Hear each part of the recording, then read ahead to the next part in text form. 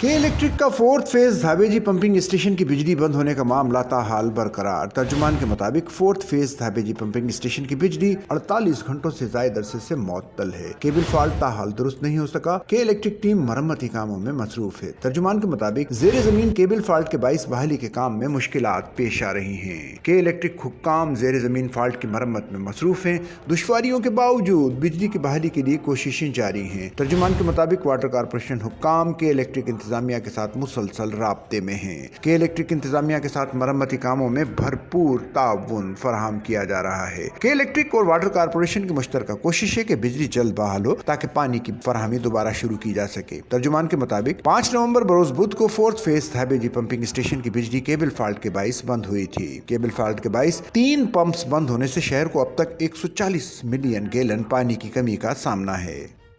Sachal news network की videos में खुशामदीद। नाजरीन, वीडियो से मुतालिक अपनी कीमती राय का इजहार कमेंट बॉक्स में ज़रूर करें और चैनल को सब्सक्राइब करें।